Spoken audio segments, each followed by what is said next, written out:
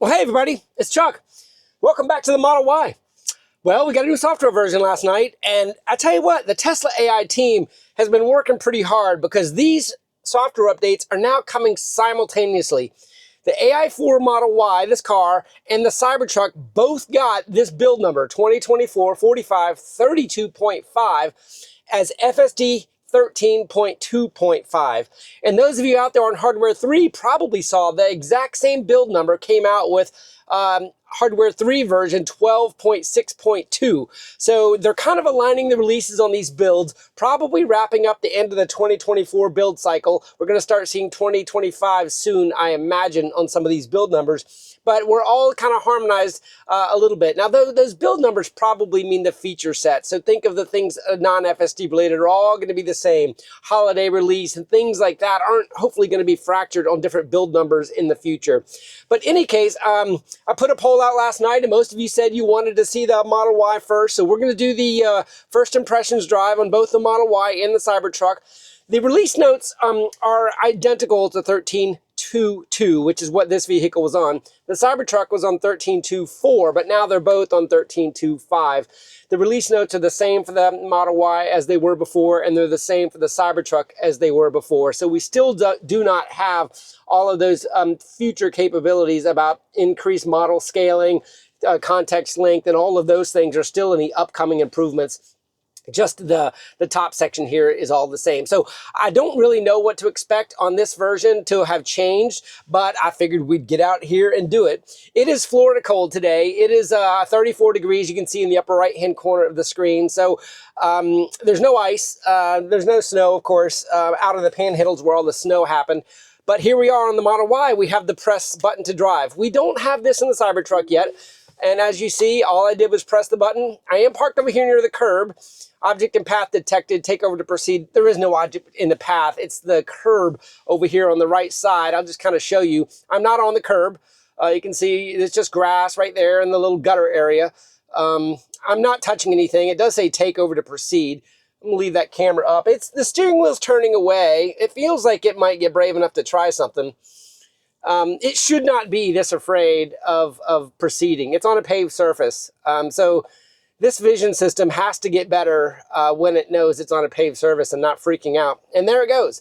So I don't know what to say there other than the vision system continues to be a little bit skittish around grassy areas. Nice smooth stop there. Trash cans on the side of the road. You can see the occupancy network there is very busy.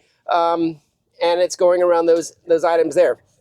Okay, so unprotected left. It is, after rush hour, we might have a little bit of traffic here to contend with, but we'll see. Looking for the question mark, looking for behaviors, wide open on the left, so it should just go. And it's not wide open on the right, so it cannot go. And is it going to stop? And it stopped, but that car kind of went around me, and now it's jumping out into the lane, and I'm throwing up this. It jumped out and did not accelerate like I liked. There was enough gap back there. That car had to slow down. This car in front of me jumped over. So it was a fine unprotected left, but I really kind of want that question mark back if you're going to go to the median and pause. It just gives you more room, gives you more time, more options, and a better angle to accelerate from. Okay, let's try one more unprotected left, and then we'll proceed on our drive. Stick with me. Okay, here we go on our second unprotected left. Let's see if we get any traffic to deal with here. There's our full NHTSA stop. It needs to creep. And we're creeping, and we cannot go yet. It's going to be a large gap from the left. And now it's going to go, but it can't go from the right yet. So see how it's going perpendicular? And it needs to wait. That car got out of our way, but it's waiting, and the left lane is clear, and then we're proceeding. So that unprotected left was fine also. I'm just going to tell you, they have changed something with the behavior on the unprotected lefts. It is, it's less aggressive. The question mark maneuver is not there. It's not got the confidence it used to have. It's like they kind of smoothed it out a little bit. I don't like the crossing the first lane and kind of hanging out, and then it felt more like a Cybertruck unprotected left.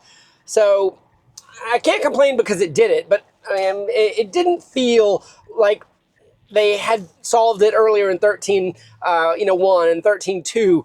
It felt much more lethargic, and less confident, I guess is the right word. And when you put yourself in the meeting at the right angle, you're safe if something else happens. And it's not doing that at all anymore on either the Cybertruck or the Model Y. So just food for thought. Unprotected lefts continue to be challenging. It did both of them, so we can't say it can't complete the maneuver, but that's where that is. Okay, we have a U-turn programmed here, just kind of showing you there on the screen and in the upper right-hand corner. The forward-facing cameras now have to find a gap, calculate a radius of turn, and confidently execute that radius of turn. I now have a car behind me. Interestingly, that should not affect the decision at all, but just to kind of know. Now here's the gap, and perfectly. A little bit of a pre-roll there, nice hard turn, nice confident smooth. That was really good. So I wouldn't have changed that at all. I want the Cybertruck to have that confidence. And if you notice, look at the trajectory on the car when it's doing the unprotected left. If it's a solid blue without a lot of deviations in it, that is the confidence I'm talking about. It knows where it's going, and it's able to execute it smoothly with the right amount of speed. If it's constantly having to recalculate its radius and is unsure if it's going to complete the maneuver, that's where you get into those slow turns that on high-speed cross traffic you lose time. And of course, time is important when you're making decisions. Got a little yellow light there, so we'll have a little bit of a pause here to bring up a few things. First of all, thank you all for watching. Thanks for all the feedback I've been getting over the last few weeks. I am changing up my format a little bit to kind of continue to talk about that. I'm syndicating the audio portion of my videos via a podcast feed now. So if you're interested in just listening to audio only, many of you have given me the support to do this. If you just like to listen to kind of the banter and see how it's going while you're going about your day, just type in Chuck Cook in any of the podcast media outlets, Apple Podcast, Spotify, Pocket Cast. It's all of them. Just type in Chuck Cook. And I say just type in my name because you'll see my mug show up most likely. If I decide to change the name of the podcast or anything like that, I don't want to put out a bad name or anything like that I end up changing. And I have changed the name already a couple times. I was going with some longer, more confusing specifics, but for now, we're just going to call it, by my name, and you'll see my face show up with the same profile icon I use on X and YouTube. Yeah, so let me know any feedback from that. I'm not really going to try to cater to the conversation to audio only. So if you are watching this on video, you do see a lot of the screen and the other things that I have in the car and I might be pointing at and talking to. If you're an audio only, you're just going to kind of have to get the gist of it and feel how it's going. This is going to be the typical Memorial Park first impressions drive, including some highway time that I've been doing. So we should be able to compare apples to apples on this from previous versions. Now, interestingly, we do have to take a left turn up here in 0.3 miles, and I would be over already, and it's already kind of got itself in a situation with a car on its quarter panel and it needs to get over. Blinkers on, and it's going to have room and time to do it, but this planner and earlier lane changes, I don't want to say continues to be a problem because the car usually finds a way of doing it, but some of the situations it gets itself in by not going earlier forces kind of a wedge itself into traffic and possibly even stopping traffic. It happens more in the Cybertruck than the Model Y for sure. The Cybertruck, gets itself boxed out by a semi or something like that. And when it gets boxed out, the planner works pretty hard at solving the problem before it gives up and reroutes. And that's where it kind of gets dangerous. Here we are in a flashing forward-facing unprotected left with a flashing yellow. And then we're crossing some railroad tracks here. Still no symbology on the screen for railroad tracks. But it went over that at a fine speed. I do think it recognizes the railroad tracks somewhat as a speed bump or something like that. I don't think it sees them as like it should with the right symbology. And I say that because stopping on the tracks or too close to the crossbars continues to be something that I worry about and I've seen varied performance on. So that was a good forward creep there for visibility. Here's our first speed bump. Sees it clear as day, all the way down to 10 miles an hour there. And if you notice, this is my narrow roads on Birkenhead. And definitely don't have a curb on this one. So that grassy area is, and I got the cameras up if you're listening, just to kind of see to the right. Looks like it's giving it a nice good 6 inches. Another good NHTSA stop. It needs to creep just a little bit and then proceed. Yeah, good. No problems there.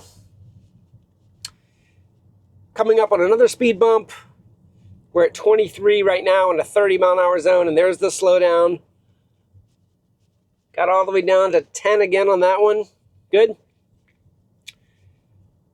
Oop, there's that black cat. That's the same black cat that I almost crossed in the Cybertruck that one time. Good stop here. Now this is a divided median. It should proceed completely, but I've seen it stop before. Okay, it just kind of cautiously continued to go. It was almost like I can feel it looking left and right as it's kind of continuing to creep across that double divided street. One more speed bump, and it looks like it's stopping just fine for that. I'm gonna go ahead and take those cameras off. And now we're coming up on our suicide lane turn.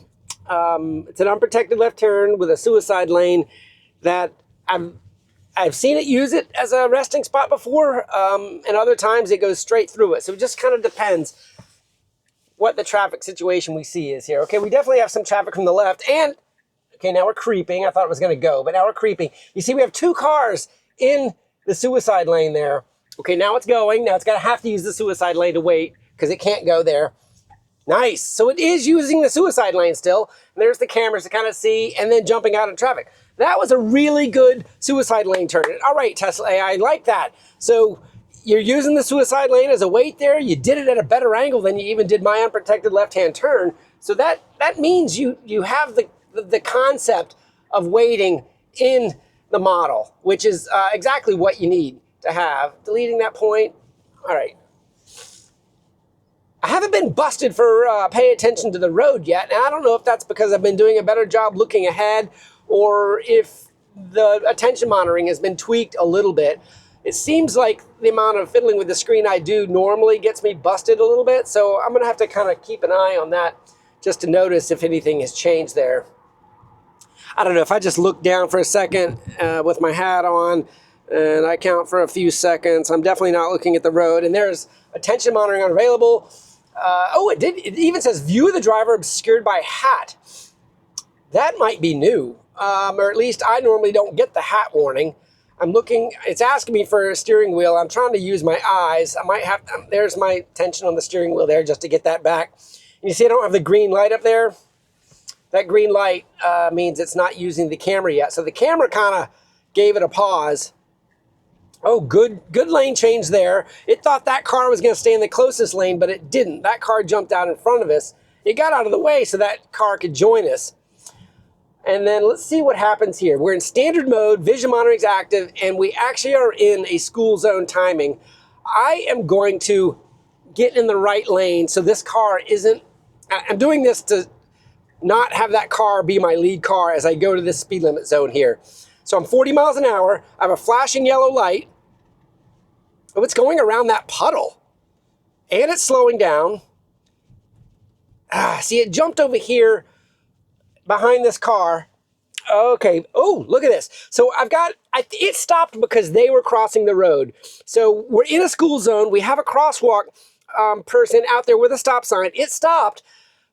I don't think well, hey, it did exactly what it's supposed to do. I'm just trying to figure out if they thought they were jaywalkers or anything like that. And she's going back, and it did a nice job with that crosswalk in a school zone. And there's the end school zone sign right there.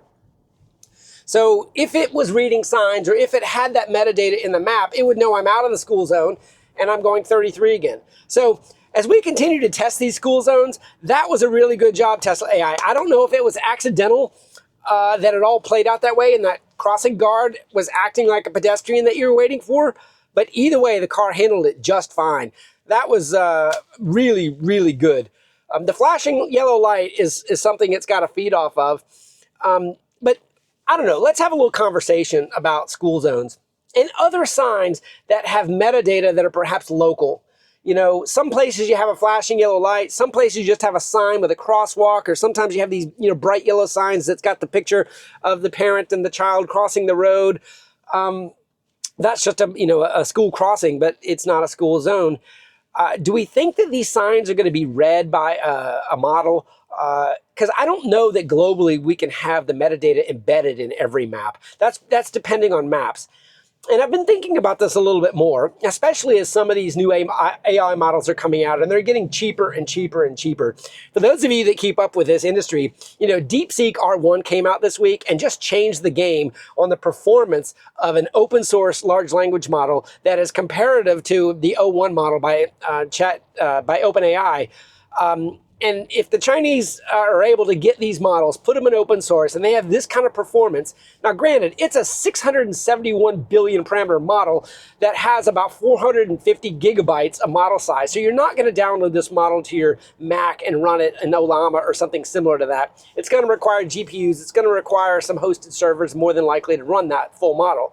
Now, there are distilled models that are much smaller that'll probably give you good performance, but not the same performance as perhaps we're starting to call these top-end models. Now, I say that only because as these models get cheaper and cheaper, and I'm saying cheaper to use via the API or the subscriptions come down, I believe that the DeepSeek model, is cutting the OpenAI API cost. What was like, $5 is now like 20 cents. It's something on that order of magnitude.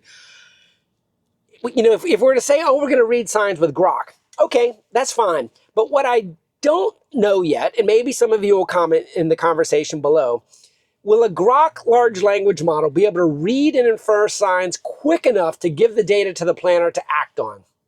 I think that's where we're in this difference, right? I can upload an image and it's going to read the image and it's going to say, oh, it says this, and it's going to have a conversation about it. And the reasoning models think about it even more.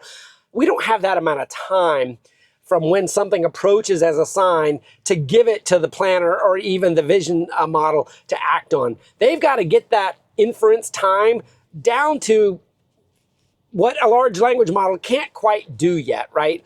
So I do think that Grok will be implemented as a replacement for our voice activation system in here. I do think that is coming. I think that because we can just have a conversation with the car basically, and do web searches and all of those sort of things. But to read signs using a large language model might be something we're not quite there yet on the technology, the model size, the model speeds, and everything. Let's try to get over this right lane because we're going to be joining the highway here in 0.3 miles. I liked that early lane change, right? So we still got a traffic signal ahead. It could have waited, but no, it was getting over to the right side here for this merge, which I think is exactly what it should have done. So I would say that did a better lane change than that first one with that flashing yellow. Anyway, coming back to the model size to be able to read signs, somehow we're going to have to do it. To me, it's got to be some sort of crowdsourcing the planet kind of a thing. And it's in the release notes now for going around road close situations. So the fleet is already apparently communicating, hey, if a road's closed, I'm going to tell the rest of the fleet the road's closed in a Waze kind of, auto reporting format. Somehow we've got to get a map layer that is constantly being updated by the fleet with things that perhaps do take more time to infer than we can do in real time. So let's say that school zone was up there for the very first time. Let's say the car blew through the school zone because it didn't know how to read the sign yet.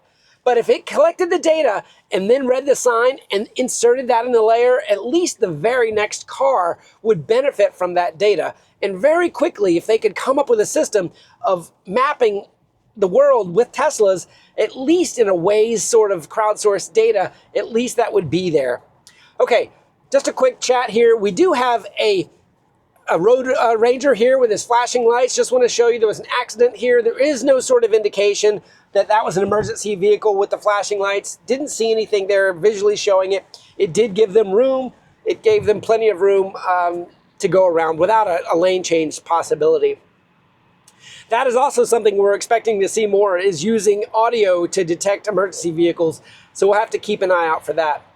But as we're here on 295, we're in 65 mile an hour traffic. I'm in the standard mode for the purposes of the video, and it's kind of staying in the right lane. I need to edit my trip again, just so I don't mess it up.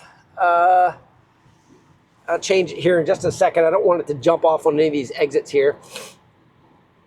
but it's staying in the right lane. It's not jumping out into the middle lane. It seems to be happy going 69 in a 65, which is perfectly fine for me. I'm liking the way this is doing it.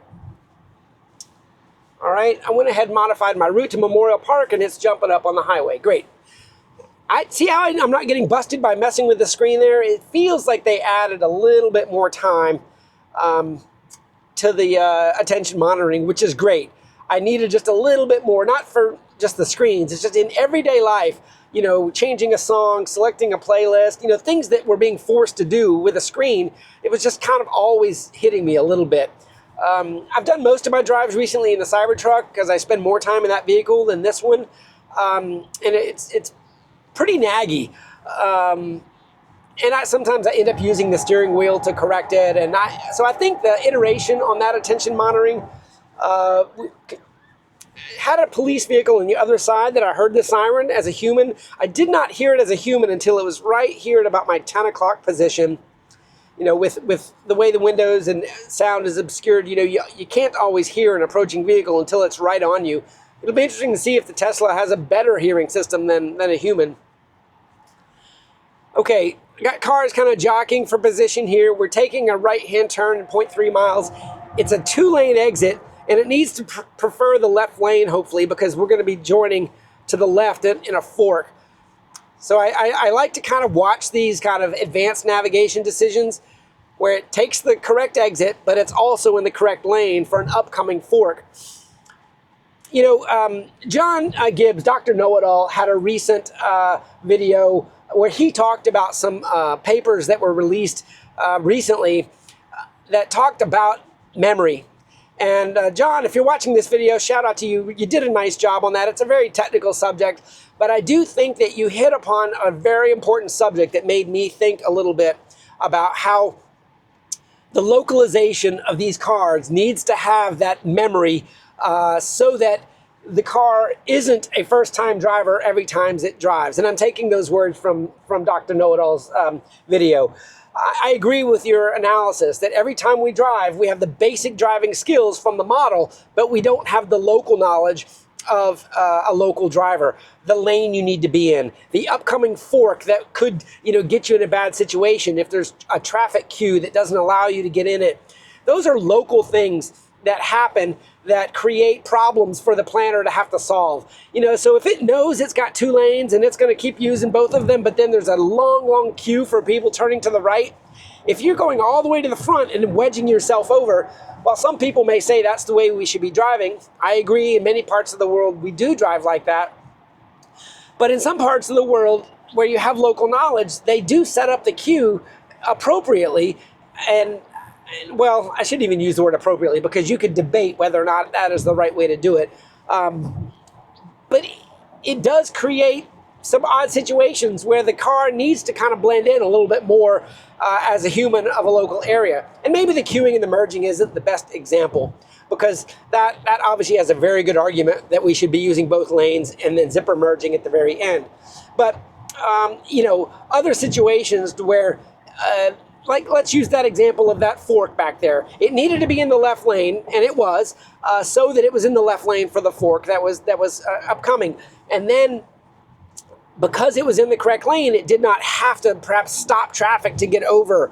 It did not have to slow down unnecessarily to get over. That could have caused a rear-ending type of accident or something similar to that. Going the appropriate speed on off-ramps and highways is pretty important to blend into the flow of traffic so that other people that might not have the same attention don't run into you from behind. Hopefully that made sense, and that's kind of this permanence. But John did a good job talking about the underlying technology that this paper was documenting is how does a model learn in real time of things that it needs to remember. And the ultimate trick that they were documenting was surprise. If the model finds itself in a situation that completely surprised what it expected, it can take that away and say, we need to remember that. You know, if something just didn't work and all of a sudden it's surprised and has to solve a problem, maybe that would be where an intervention might happen from a driver. Maybe that would be a disengagement that, you know, was a safety critical disengagement. Or maybe that was just something where the model itself found itself in a situation that was not what it had expected, and it had to deviate its plan. Maybe the planner had to reroute because of something. Maybe this is how the closed roads are going to work. You know, if I'm going up to a road and I plan on going straight, but there's a big sign that won't let the vision system go through it, and then the map has to wrap around it, you could argue that the model was surprised at the fact that it didn't work. Maybe take that little token away, token might not be the right word, that event away, and somehow put it in a layer that is persistent. And that persistent layer needs to be either localized or distributed and relocalized. So it either needs to go to the fleet so it's always available, or creating a dynamic layer. And I say dynamic because that road won't always be closed. You know, we need to continue to evaluate whether or not that road opens back up. And that could be time of day. That could be after the job is done. Many different things. Somehow we have to create a dynamic model. And the car needs to do most of the work, not a supervisor, right? We can't have the Robo-Taxi, have a passenger button, hitting, voice notes and saying, why didn't that work? The car has to create some sort of model. Or we're going to have to go another way with high-definition maps like Waymo is doing. And those high-definition maps are going to have to be done by employees and people, or auto-labelers, or teams and reviewers, something like that. And I just don't see that as scalable for the whole system. It might have to be part of a forever system, meaning there might always have to be someone working on maps, but the car needs to be what's queuing the data. And I think, go on long drives, and let's use Waze as another example. You might not add data to the Waze networks every single time that you see something, but you might add one or two. You might add that, yes, the police is still there. You hit the thumbs up one time. But if there's a car pulled over to the side of the road, are you adding every single one of those? Well, maybe you're not. Maybe you're a thumbs up person that acknowledges that it's still there. But someone had to enter that data for the first time to say, hey, there's a hazard on the road ahead. There's a piece of tire rubber, for example, in the middle lane. Or there's a broken down car on the right side of the road. Somebody has to input that data into Waze. The car should be able to get to the point that it can aggregate that data and get smarter over time. The first time a Tesla drives by a stopped car on the road, it might not know exactly what it is. It just knows there's a hazard. But as soon as 2 cars, 3 cars, 10 cars, 20 cars drives by that incident, it might have enough context to understand what it is and appropriately label it for the rest of the vehicle fleet to understand. I think that is a critical capability that's going to help the planner get better over time, to help the car see the unseen and be superhuman in a way that it knows about hazards and things up ahead before a human ever could know, without using a tool like Waze, like many of us have become accustomed to using that crowdsourced data. All right, that was a nice little chat on the highway mode. Hopefully that made some sense. I'd love some comments, and John, if you do see this, let me know if I characterized you correctly in what you were saying at a high level. Now, I do want to say, it pulled over here to the right. Look at this. It almost got over there, saw this broken down road, gave it room without changing lanes. That was a dynamic situation that it probably should have even been over in that middle lane. I saw that way ahead of time, but it got in the right lane to take this exit. So its early lane change put it in a situation of having to do a weave around a stopped vehicle on the highway. It did it safely, but that was a scenario where a full lane change might have been appropriate. And it didn't do one, even though there was no one on its quarter panel. It just hugged that white line to give it room. It was obscured by that van in the front for a second, and you might want to go back and replay that clip and watch it. There was a lot of data that just happened there. The car did it perfectly safe, but there's probably a little bit of room for improvement on how it could have perhaps gotten into the middle lane. But it had 2 or 3 factors playing into it. It even felt like it was going to take that exit to cross the bridge for a second. If you look at that video clip very carefully, it actually corrected back. But I think it was that van in front that it was kind of following as a lead car, and then it realized, no, I'm going straight, he's turning right. Oh, and now we have a car to go around. I'm giving you a clap there, Tesla, so I give you some credit for some really good maneuvers, but there also might be a lot of data there for you to look at to see if you'd like to do it exactly that way in the future.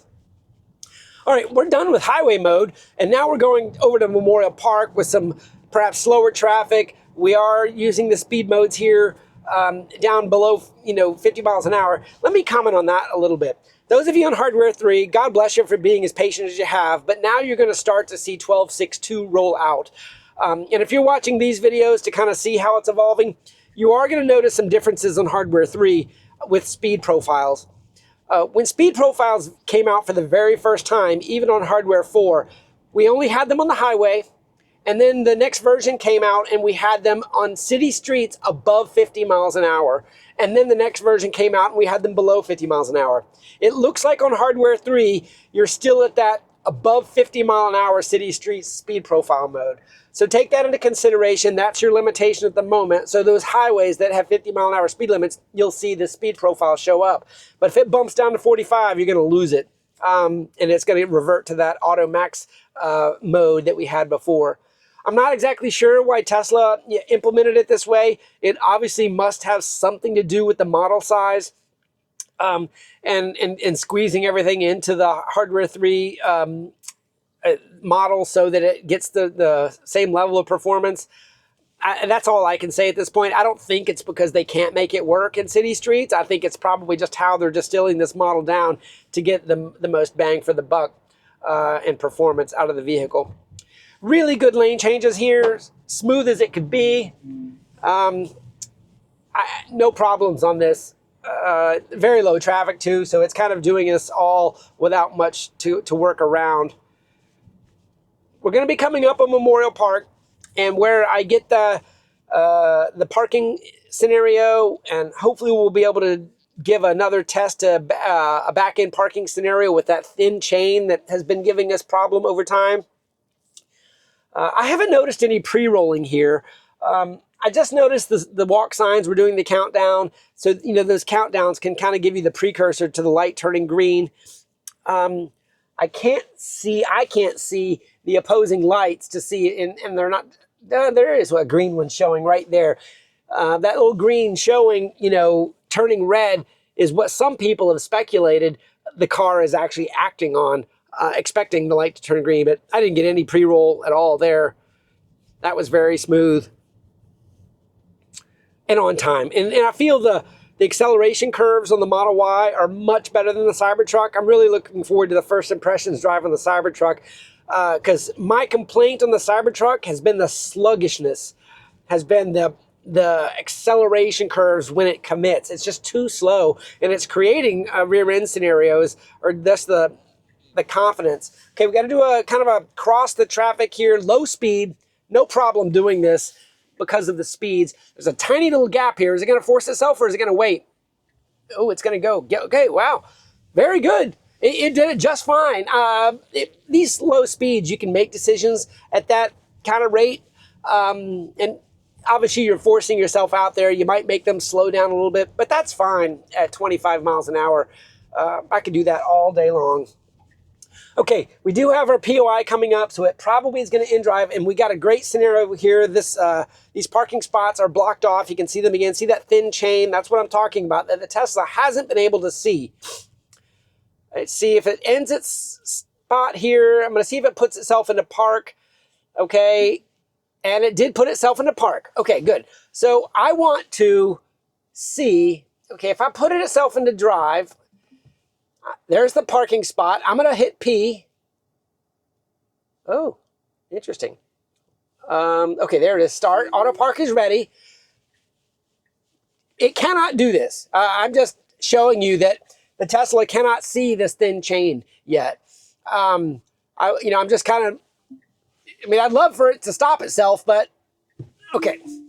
It was committing. So you see, it can't see these thin chains. It would have damaged the car there. It was going into that spot. This stack, I will say, I don't think is in the same stack as this one here. So I'm going to go ahead and continue our drive by pressing and holding. This stack here, I feel, is smarter than the parking stack. I think when you go into that parking mode, it's kind of changing its brain. It's got its own, it might even be written in C. I don't know. But it isn't the same brain as this full self-driving stack. Correct me if I'm wrong, if anybody knows for sure. I know it's end-to-end, but it's at least shifting programs when it goes into that mode. And you can tell when it does pull over to park, you know, at the end of a drive in situations like that, it does it differently than when you're in the parking mode. Okay, enough on that. Now, it did pick, I might do a disengage. I don't want it to go that way, but you know what? Okay, it's going to go down this alley instead of going up to my favorite oak tree sign. Look at this. This is the route it chose to go where we're going. But look, it kind of chose an alley. And now it's navigating down the alley. If another car came, we'd have to kind of fight each other for space. Huge bumps in the road. It's going 8 miles an hour. It's just, this isn't what the planner should have chosen. You should have stayed out on the streets, but somehow this is what it chose. It's got to go around a blind curve here. It's got a good speed. There's a car parked there. There's no problems because there's no oncoming traffic. And I have seen some great clips coming out of California. AI driver, little truck bumper here. It slowed down for that. It did it just fine. It should have stayed on the streets. AI driver and edge case 411. A few folks have made some really good clips of the vehicle kind of dodging traffic, making room, 3-point turning to get itself out of bad situations and stuff like that. So the car can do it. And we'll just kind of have to see. Now, I do have my cul-de-sac as my next point up here, which is where it's going. And I leave that cul-de-sac in there for the 3-point turn scenario. If I can actually create a radius of turn that requires it to do a 3-point. If it's smart enough, it'll give itself a wide turn, but okay, nice. Okay, wow. Nice, slow, smooth commit. Okay, now it's in the wrong lane. See how it's using this gourd section here? I marked that with the report button just to give them the data without disengaging. It was treating that gourd section as like a suicide lane when it should have gone, shouldn't have driven through the hash yellow spots. I don't think that it did that intentionally. It treated it as if it was a regular lane. Okay, let me edit the trip here. And I'm editing the trip at the last second to hopefully create a 3-point turn scenario that it has to back up. All right, I'm hitting done. I think it's got enough radius to turn here.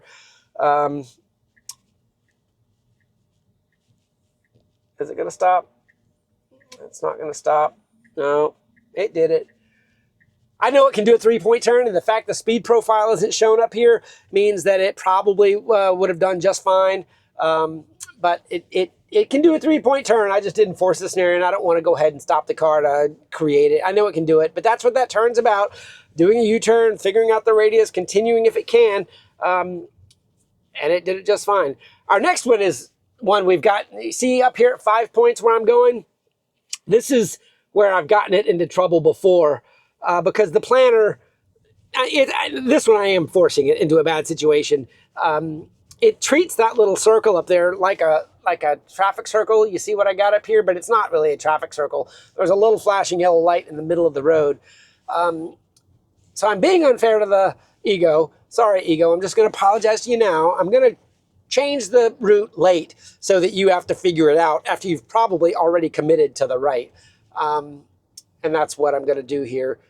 If you come up here, you got one more stop sign to go. All right, here we go. And it doesn't have a blinker on. What is it doing? Is it going to say that? I'm going to go ahead and hit done. Interesting. Okay, it went straight. And now it's going to have to reroute. See what it did? It rerouted in a way that it didn't try to follow the planner that time. I don't know if you guys added data to that or not, but the planner definitely had it going around to the right to get to the spot. Instead, it proceeded straight, very smoothly, and then, okay, nice job, Tesla. I don't know if you added data to that specifically, or if it's just saw it differently that time. That is a horrible intersection. It's not even really fair to try to trick it with a map. If I just had it try to go through that intersection, it would do it just fine. Okay, so it's doing a left turn on the College Street, which is an interesting choice. Let me think. It's a pretty straight road all the way down, and it's going to jump out on Roosevelt there. Yeah, let's see how this does. This is a route we haven't ever driven before, so there may be something unexpected that we can talk about. All right, so I don't know if I'm going to have time to drive the Cybertruck today, and if I do drive it, I probably am not going to have time to edit both of these videos. I don't know if you guys realize how many streams of videos there are in here. If I got them all to render, I've got the screen video, I've got the CAN bus that I have to render as a video and record it. I've got the camera on top that's a 360 that I have to manage in Insta360 before I render it in DaVinci. I've got the internal camera that's got its own audio stream. It's kind of a lot. And then, occasionally I throw the drone in there, and then the drone's got to be synchronized and layered on top of it. So it takes me quite a bit of time to get these out to you guys. And hopefully you understand that render times on a 1 hour long video can kind of tax the computer for sure. Okay, so here we're on College. We have a tree company over here. It rendered all of it fine. It put occupancy network items right where the cones were. Parked traffic over on the right. It's kind of weaving around. There's definitely no lane markings on this road, so it doesn't have a center line. It's just kind of finding its bias over to the right. I have no problem with what it's doing here. This is a great scenario. Truck coming up from the right, has the stop, we're proceeding. Yeah, this is good. It's not overly hugging close to these cars. It's doing a nice, smooth. This has all been standard since we went end to end. Just the behavior around other vehicles has just been very smooth and magical. Okay, we got a car backing out up front, and now he sees us, but is he going to exert it, or is he going to wait? Now the car is slowing down. Okay, see that? That was a really good behavior. The car saw him sticking out, slowed down but not stopped, allowed his vector to continue, and he went around and through it. Nice job, Tesla. That was a really good clip too. Very human-like. Okay, now we got some workers here that got a dump trailer. They're working around, moving it. Plenty of room. Even used the blinker there for a smidge to go widely around them. Plenty of room. Nice speed. Nothing scary there. Might have to remember this College Street road here. Okay, we get a little bit of a pinch point here. You see this? That vehicle's having to use the parking spaces. I had to go around those cars. So if there were cars in every one of these parking spaces, I wouldn't be able to hog the center of the road here. But if you notice, the map has put a white line where those parking spaces are as if it was the road boundary. Yet I wonder if it would have encroached inside of that boundary had it needed to give another car room. I don't know. Okay, so now we're coming up at the end of College, and we're going to jump on, and I'm going to show you, I was wondering how this was going to play out. And we've given ourselves an interesting scenario jumping onto Roosevelt here. And it's at this intersection where it's got to do a left turn, then it's going to merge into traffic. The reason is that merge, depending on the light, has some very high-speed traffic that it's going to have to merge with. And I want to see the right acceleration into that high-speed traffic if it doesn't end up rerouting up here. It's a pretty good accidental scenario that popped up. I don't know. To me, this car feels the same as 13.2.2. I do think the attention monitoring has been tweaked a little bit. It's just so hard when the car drives, flawlessly to critique it. I mean, because it's doing it safely in the traffic scenarios it's getting. I mean, obviously we can complain about the parking, not working with the chain and stuff like that. That's auto park, right? And you could even argue that, the parking at destination is still an unsupported feature. And I forced it into that park mode. I selected the P and said park. I did have some of the decision making there, right? Maybe that's on me for saying, yeah, you told it to park across the chain and it was going to do it. So this intersection, I don't know if you're able to see this in all the cameras. It is crazy time with lights.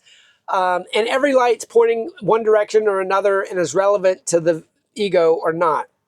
You can see this highway to the left is crossing up here to the right at an angle. I'm going straight, but see if we're rendering it up here. But up straight, there's even another cross where those vehicles up there are crossing, and that's got another light. And these lights, and these aren't even being represented right, because see, the closest lights are for me in this rendering. Those second two lights that I can see a glimmer of red is for that angled road to the left. Now, I think what's going to happen here is I'm going to get the green, it's going to proceed, and it's going to have to realize it's running through those reds that it's mapping. You got a slight angle on that one render that just showed up. If you go back right there, you see it? It's rendering one of them at an angle now, and now it's flipping back and forth. So there you can see the model trying to kind of show these lights at the right angle. There's our green light. You see those reds are still rendered, but it's doing it just fine. So it's kind of complex, and you have to kind of give the model credit for kind of acting appropriately with all of this indications. I mean, it does give me confidence that it understands the situation better than it's able to render it. It's kind of rendering precision is different than its perception of the actual environment. Okay, so now we're taking a left up here, and then we're going to merge onto this traffic. This is one of two ways to solve this. You either have to go straight like these cars are doing, and you see there's a do not enter there where I can't go that way because those cars, but now I'm going to the left here with a right stop sign to merge onto Roosevelt. Now this is the exact same road my unprotected left-hand turn is on, but just a few miles prior. But you see to the left here, I can't see, so it's got to do a creep, and it got an easy one. So after this truck, it's a gimme, but this traffic could be moving very quickly. And you see, now it did it just fine. In this traffic load, it did it just fine. And I don't think it would have done it incorrectly, but the creeping and crossing high-speed cross traffic is still, I think, the most dangerous maneuver for an autonomous vehicle because it has the least reaction time of all maneuvers, and it's using really only one camera in most scenarios. Sometimes the repeater camera can be a help, but I don't have a bumper camera on this car. But hey, the new Model Y is coming out with a bumper camera. It's being released in China first, and boy, will it be interesting to see if the bumper camera starts to become part of FSD's use case. Even if it's just for parking, that's fine. But we need some better cameras looking to the sides to assist this B-pillar with its perception of high-speed cross traffic, in my opinion. I know that's beating a dead horse you guys are tired of hearing, but I say it because I feel it.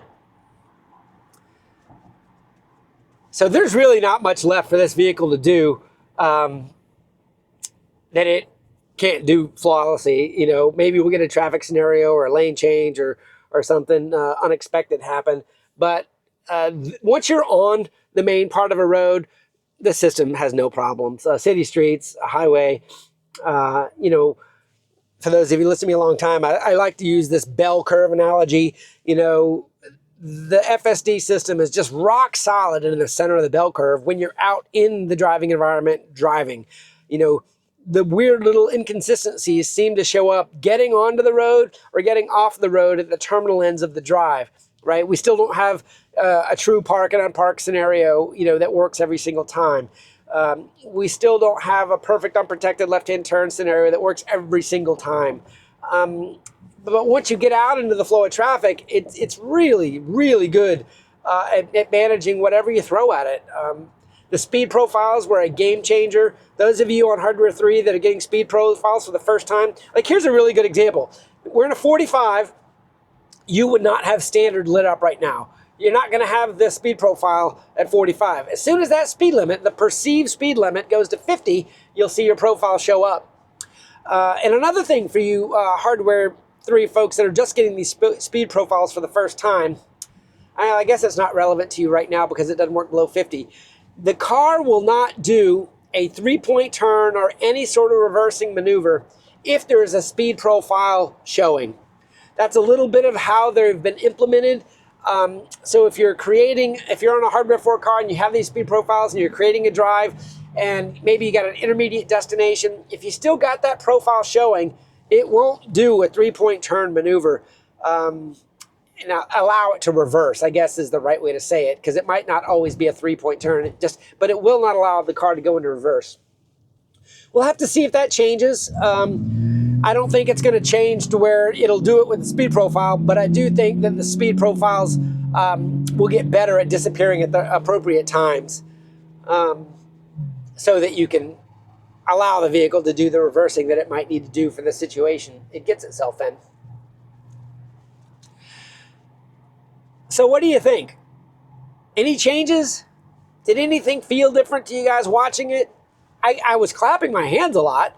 I do know that. There were a lot of scenarios that the car handled really, really well today that I perhaps hadn't seen evolve into the scenario before. I was really happy with the crosswalking guard. I've never actually had that happen before. It did the right thing.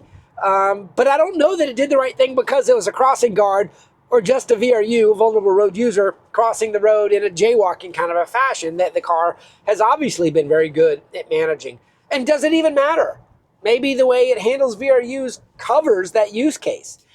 We talked a lot about, the reading of signs and the size of the models and those sort of things earlier in the drive. There's a lot to think about there about whether or not reading signs is here. A big one is the no turn on red, and the no turn on red in this situation. I saw one the other day that was like when you got two right lanes, it's like no turn on red unless you're in the right lane. I don't know if the car knows how to do that yet. That was at a situation down off of Interstate 95 earlier this week. So, but then we saw some scenarios on the highway where it did some good planning, but then also giving some room to some disabled vehicles on the side of the road. It did try to back up into a parking chain, but that was after I told it to park and I hit the start button. So I kind of had the control there. But it definitely did not render or stop, emergency stop or anything with that thin chain. So I still think we have a vulnerability there with very thin chains that are, blocking our way. But it managed a dynamic situation at 5 points and found us a new route on College Road. And, it did everything just fine getting us here. It could have been a Robo-Taxi today. I can see the future coming where Robo will be possible. I don't think it'll be possible everywhere in every situation. But if Tesla can truly figure out how to crowdsource the data the car is inferring itself and give that data back to the fleet, that is going to be a game-changing technology. That'll be something that Tesla gets to write a paper about. That'll be something that Tesla is contributing to the community that's working on this problem, if in fact they are the first ones to solve it. I do think that the memory layer that John Gibbs, Dr. Know-It-All, talked about earlier this week with that paper is an important part of localization of data that we need to think through a little bit more, and maybe we'll have some more conversations on that in the future. If the car sees something, it needs to remember it if it ever surprises the model, right? Because that's how we learn. Being a local driver here in Jacksonville, at my age, I have a lot of local knowledge in my head, more than just how to drive. Some of it's, local demographics about, maybe demographics isn't the right word, but local information about how turn lanes are used, about how traffic flow manifests itself, about how people behave if you try to cut them off. All of those are things that can be localized. As we come up on this unprotected left turn, this is a forward-facing unprotected left turn into traffic. I've seen the car handle it two different ways. Right now, it's at the stop line, which means it could be waiting on the green arrow. But if it ever starts to creep out into the middle of the road, it's sort of taking on the turn whether the light changes or not. So it's interesting to kind of watch how it's doing it in this scenario. I guess with all the traffic, it's just like, yeah, I'm going to wait here. But if it starts to see some gaps, you watch, it'll creep up. And here's probably the first one we're going to get. Is it going to go for this right now? Or is that, see how it's creeping? It's creeping, and it's going to take it. It did it just fine. I mean, in the old days, I would have not liked that gap it chose because I wasn't confident that the car was going to continue and give the right acceleration to get all the way through it.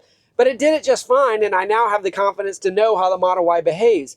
In the Cybertruck right now, I probably would have been worried about that commit because the Cybertruck is committing with a very lethargic and sluggish kind of a commit that isn't, hasn't earned my trust yet. It's gotten me into a few binds, you could argue. So I think that it's important to talk about all of them together because it's interesting to see how the models are evolving as the hardware on the vehicles, allows it to evolve. Anyway, that's it for today. If you're still with me, you've been with me almost an hour. Tell me how many minutes you've been watching. I love seeing in the comments for you guys that make it all the way to the end of the video, even if you fast forward or listen to it at double time. Thanks for sticking with me. If you're interested in listening to this audio only, look for my podcast. Just throw Chuck Cook in your podcast app, subscribe to that, and then I'll pop up in your feed, and you can listen to these, while you're driving or something like that. I'm trying to build that subscriber base, so spread the word to those that you think would enjoy this content. And of course, if you're watching on X as a subscriber or a supporter, thank you for your support. Appreciate you guys there. Anyway. This is 13.2.5 and the AI4 Model Y. We'll see you guys next time. Have a great day, everybody.